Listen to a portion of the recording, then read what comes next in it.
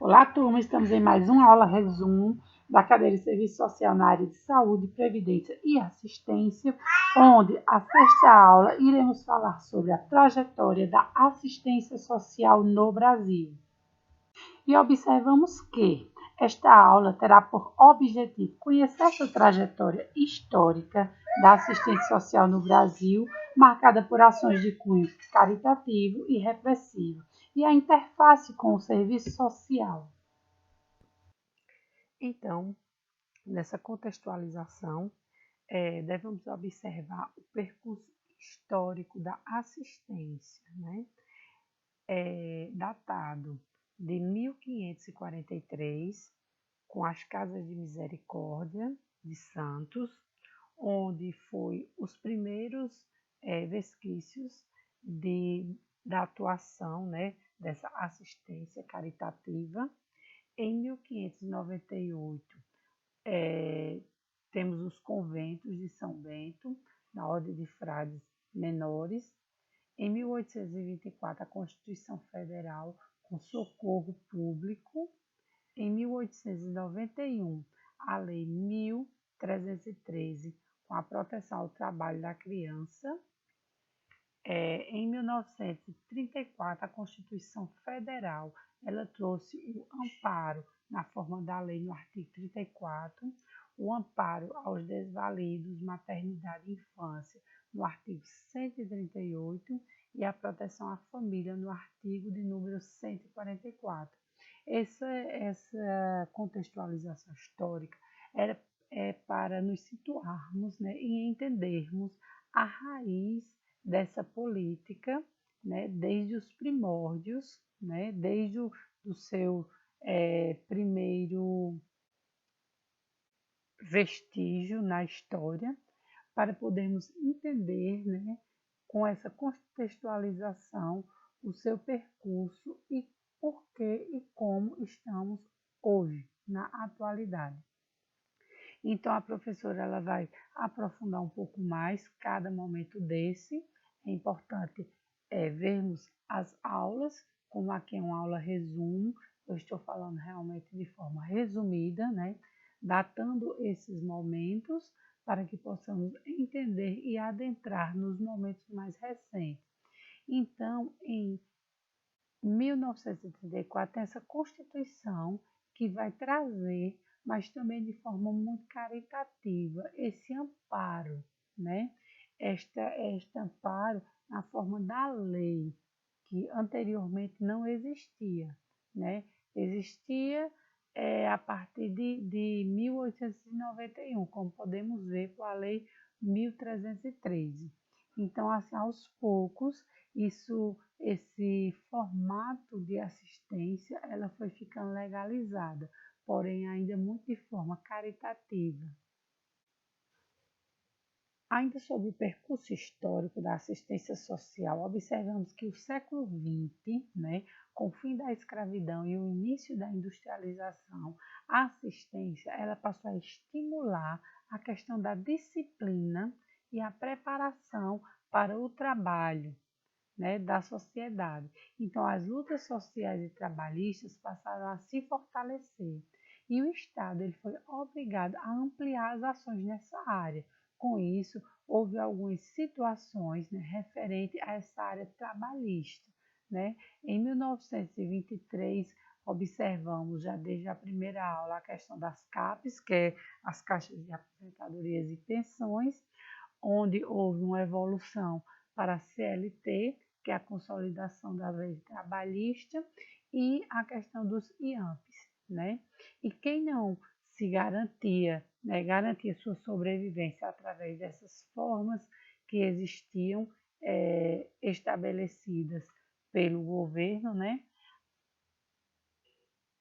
Eles, através do trabalho, no caso, né? Através do trabalho, tinha essa garantia, esse amparo governamental. Então, quem não conseguia essa garantia ou o apoio da família para essa sobrevivência, acabavam por receber apoio de entidades e organizações da sociedade civil. E eram vistos, né, essas pessoas que dependiam dessas organizações, elas passavam a ser vistas como pobres, carentes e incapacitados ao trabalho. Então, a culpa era delas, porque não estavam, né, encaixados na, na sociedade de forma trabalhista, né, de forma que pudessem estar sobrevivendo com seu próprio sustento. Então, isso era incapacidade deles, isso era culpa deles, das pessoas que não tinham um trabalho, uma forma de sobrevivência de forma digna. Então, ao depender desses apoios de organizações da sociedade civil, eles eram vistos dessa forma. E a institucionalização da assistência, como foi que ela ocorreu? Quando foi que ela ocorreu? Né? Podemos ver que a partir de 1938 houve uma primeira tentativa de regulação da assistência no país, que buscou centralizar as obras públicas e privadas neste âmbito assistencial e eram vinculadas ao Ministério da Educação. Então, anteriormente, através do Conselho Nacional de Serviço Social, que foi a primeira tentativa de regular, né, essa assistência social no país. Foi através desses conselhos. E esses conselhos, eles buscaram justamente centralizar essas obras, né, de viés da assistência centrada nesse conselho, e esse conselho ele era vinculado ao Ministério da Saúde. E qual a função desse conselho? Era organizar o Plano Nacional de Serviço Social, tanto público quanto privado, as instituições que faziam obras nesse sentido, sugerir políticas sociais a serem desenvolvidas pelo governo e opinar sobre a concessão de subvenções e auxílios governamentais às entidades privadas. A Legião Brasileira de Assistência Social foi a primeira instituição de assistência de abrangência nacional, certo? Então, ela foi fundada em 1944 por Getúlio Vargas e era presidida pela primeira-dama, Darcy Vargas. Daí essa questão do primeiro-damismo, né, que ainda hoje algumas secretarias ainda adotam essa postura para a questão de agariar votos, né, e fazendo da política de assistência uma política de caridade. Então, essa LBA, ela objetivava, a princípio, prestar assistência às famílias dos soldados que foram mobilizados na Segunda Guerra Mundial. Ela nasceu com esse intuito. E atuava também no fomento e coordenação de ações assistenciais de instituições filantrópicas. Por quê? Porque existiam verbas públicas que eram injetadas nessas instituições.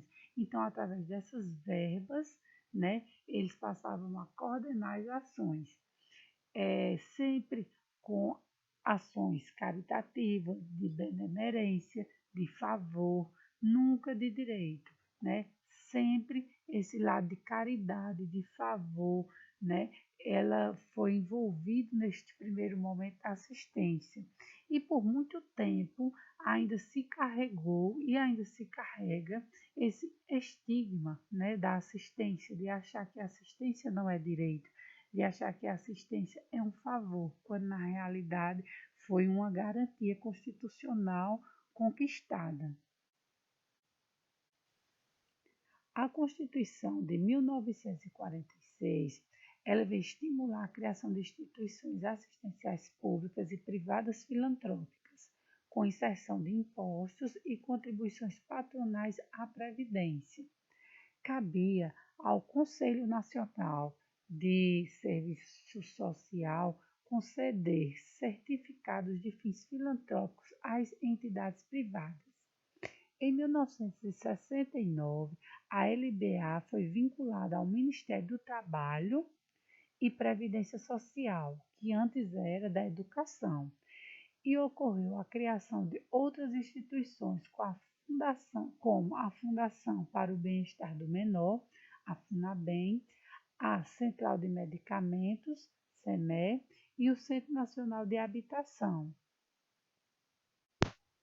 Em 1974, é criado o Ministério da Previdência e Assistência Social, que tinha uma Secretaria de Assistência Social destinada a formular políticas para o combate à pobreza.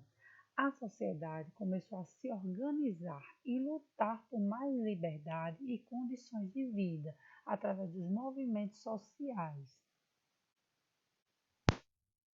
A assistência social na Constituição Federal de 1988. A Constituição de 88 foi a Constituição Cidadã. A assistência social, política pública no âmbito da seguridade, ela é inserida neste âmbito e amplia direitos, né? Passando a ser responsabilidade pública esses direitos, essa política. O artigo 203 da Constituição afirma que a assistência social será prestada a quem dela necessitar, independente de contribuição à Seguridade Social, e tem por objetivo a proteção à família, à maternidade, à infância, à adolescência e à velhice, o amparo às crianças e adolescentes carentes, a promoção da integração ao mercado de trabalho, a habilitação e reabilitação das pessoas portadoras de deficiência e a promoção de sua integração à vida comunitária. Esse termo portador de deficiência sabemos que não existe mais, certo? Mas ainda consta, né, no texto da lei que foi de 88, tá tal qual dessa forma. Então, ainda afirma-se que a garantia de um salário mínimo de benefício mensal à pessoa portadora de deficiência e ao idoso que comprove não possuir meios de prover a própria manutenção ou de tê-la provida por sua família conforme dispuser a lei. Então, esse é um artigo da Constituição que está incluso a assistência social como sendo uma política pública assegurada e inserida, né, na Seguridade Social. Em 1989, ocorre o primeiro Simpósio Nacional de Assistência Social, onde surge o projeto de lei de número 3099. Esse projeto de lei, ele iria regulamentar, né, os artigos da Constituição que fala sobre assistência. Porém, esse artigo, essa lei, ela foi vetada pelo presidente Collor de Mello, né? E com isso a população se mobilizou, né? Principalmente a população civil e principalmente a população acadêmica, né? Para promover um debate nacional e elaborar um projeto de lei para regulamentar esses artigos, né? Então, a Conferência Nacional de Assistência de 93, ela vem a ser uma conferência muito importante, porque nela houve muitos debates, né? O que culminou, né, depois desses movimentos, depois dessa luta, depois de toda essa situação, em 93, né, com a aprovação da LOAS, a Lei Orgânica da Assistência Social. Então, a assistência social, ela também é fruto de lutas, né, de esforços da população para melhorias na condição dos serviços ofertados pela política. Lei Orgânica da Assistência Social. A Lei 8742 de 93, ela vai exigir do Estado a universalização da cobertura e a garantia de direitos e acesso a serviços, programas e projetos sobre sua responsabilidade, que anteriormente o que era favor, né, hoje vira a ser, né, um direito, uma obrigação. do Estado e um direito do cidadão. Então, o artigo 1º da LOAS fala que a assistência social, direito do cidadão e dever do Estado é política de seguridade social não contributiva, que provê os mínimos sociais realizados através de um conjunto integrado de ação de iniciativa pública e da sociedade, para garantir o atendimento às necessidades básicas. O artigo 2º vai falar sobre os objetivos da assistência social. Então, a proteção social, que visa a garantia da vida, a redução de danos e a prevenção das incidências de riscos, especialmente a proteção à família, à maternidade, à infância, à adolescência e à velhice, o amparo às crianças e aos adolescentes carentes, a promoção da integração ao mercado de trabalho, a habilitação e reabilitação das pessoas com deficiência e a promoção de sua integração à vida comunitária e a garantia de um salário mínimo de benefício mensal à pessoa com deficiência e ao idoso que comprove não possuir meios de prover a sua própria manutenção ou de tê-la provida por sua família. A vigilância socioassistencial, que visa a analisar territorialmente a capacidade protetiva das famílias e nela a ocorrência de vulnerabilidades, de ameaça, de vitimização e danos. A defesa de direitos, que visa a garantir o pleno acesso aos direitos no conjunto das provisões socioassistenciais. No parágrafo único afirma que para o enfrentamento da pobreza, a assistência social realiza-se de forma integrada às políticas setoriais, garantindo mínimos sociais e provimento de condições para atender contingências sociais e promovendo a universalização dos direitos sociais. Então, esses são os objetivos da assistência, a proteção social, a vigilância socioassistencial, a defesa de direitos.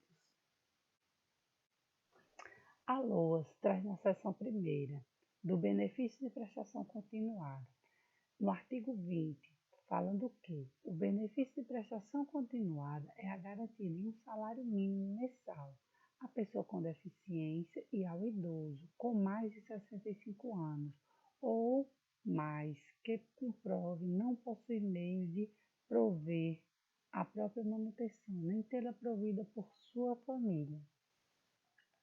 Para os efeitos do disposto no caput, a família é composta pelo requerente, o cônjuge ou companheiro, os pais, e na ausência de um deles, a madrasta ou padrasto, os irmãos solteiros, os filhos e enteados solteiros e os menores tutelados, desde que vivam sob o mesmo teto. Para efeito da concessão do benefício de prestação continuada, consideram-se pessoas com deficiência aquela que tem impedimento de longo prazo de natureza física, mental, intelectual ou sensorial, o qual, em interação com uma ou mais barreiras, pode obstruir sua participação plena e efetiva na sociedade em igualdade de condições com as demais pessoas. Considera-se incapaz de prover a manutenção da pessoa com deficiência ou idosa a pessoa cuja renda per capita seja igual ou inferior a 1/4 do salário mínimo até 31 de dezembro de 2020. Seção 2ª. Dos benefícios eventuais. Entende-se por benefícios eventuais as provisões suplementares e provisórias, que integram organicamente as garantias do SUAS e são prestadas aos cidadãos e às famílias em virtude de nascimento, morte, situação de vulnerabilidade temporária e de calamidade pública. A concessão e o valor dos benefícios de que trata este artigo serão definidas pelo Estado, Distrito Federal e municípios e previstos nas perspectivas nas respectivas leis orçamentárias anuais, com base em critérios e prazos definidos pelos respectivos conselhos de assistência social. Então, os benefícios eventuais, eles não se resumem a uma cesta básica, né? Em tempos de pandemia, observamos muito o uso de assistência da política da assistência social como sendo uma política para entrega de cesta básica e de sopão, né? O que evidencia o caráter caritativo ainda de uma política que é uma política de direito, né? Então, esses estigmas, eles devem ser quebrados a partir da nossa atuação, né? A partir do momento em que entendemos que a política de assistência social, ela é uma garantia, né, institucional, né, onde os indivíduos, para ter acesso, elas não necessitam de contribuição, né?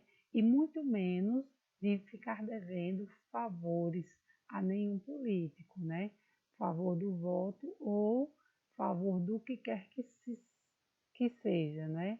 Então, essa situação de calamidade pública temporária, de vulnerabilidade dos indivíduos, elas são amenizadas através dos benefícios eventuais, que não se resumem apenas à cesta básica e a um sopão. Serviços e programas socioassistenciais. Artigo 23 afirma que, entende-se por serviços socioassistenciais as atividades continuadas que visem a melhoria da vida da população e cujas ações voltadas para as necessidades básicas observem os objetivos, princípios e diretrizes estabelecidos nessa lei. Então, as ações, né, os serviços socioassistenciais, eles são atividades continuadas, né, batendo na mesma tecla, não é apenas uma entrega de cesta básica, né, é uma continuação desse atendimento que vai muito além da entrega, né, que tem um olhar anterior a essa entrega e tem um olhar posterior a essa entrega. A entrega ela existe, mas não como forma de troca de favor, né? Como sendo uma caridade. Isso não mais existe, certo? Então, o artigo 24 fala que os programas de assistência compreendem ações integradas e complementares com objetivo, tempo e área de abrangência definida para qualificar, incentivar e melhorar os benefícios e os serviços assistenciais. E é interessante, principalmente quem trabalha em CRAS, né? Quem teve esse estágio, né? Quem teve a oportunidade de estagiar no CRAS, observa que muitas famílias elas são acompanhadas por tempo indeterminado, né? O que deveria se fazer era um programa de acompanhamento onde elas eram inseridas, né? Elas eram acompanhadas, né? Mas que por tempo determinado elas seriam desligadas, né? Automaticamente, através de um acompanhamento, o que muitas vezes também os profissionais não têm perna para fazer, infelizmente. Mas um acompanhamento com inserção nas diversas áreas sociais, né? Com qualificação e de emprego, né? Com uma inserção em todos os âmbitos de qualificação para que a família ela pudesse andar com as próprias pernas, digamos assim. O benefício ou Bolsa Família, um exemplo. Isso é um benefício eventual de transferência de renda. Com o tempo, era para as famílias, né, começarem a empreender, a se desenvolver e a não mais necessitar daquele benefício, né, através de uma qualificação profissional e dar a vaga a outra família que necessite, que muitas vezes os municípios elas têm um limite para esses benefícios e muitas vezes esse limite ele já está, né, estourado. Então, encontra-se uma família que realmente necessita dentro do mato, né, uma coisa bem assim extra, que existe de tudo, e não se pode inserir, porque o limite do município já, né, já chegou, então não tem como inserir mais famílias para esse recebimento. Então, as famílias eram para entrar e eram para sair, né, num determinado tempo. Porém, isso não ocorre, infelizmente. Controle social da política de assistência. O controle social ele é realizado por meio da participação popular na gestão da política, no acompanhamento e fiscalização das instituições governamentais e não governamentais e dos recursos destinados ao financiamento de serviços, programas, benefícios, incluindo os benefícios de transferência de renda, exemplo Bolsa Família. Os conselhos de assistência social, né? O conselho de assistência social ela é uma instância de controle, então ele é um órgão vinculado ao poder executivo da sua esfera, né, estadual, municipal, e possui caráter permanente, deliberativo, são compostos de forma paritária por representantes do governo, da sociedade civil, dos trabalhadores, da política, né? Então, todos os indivíduos eles têm acesso e representatividade de forma paritária.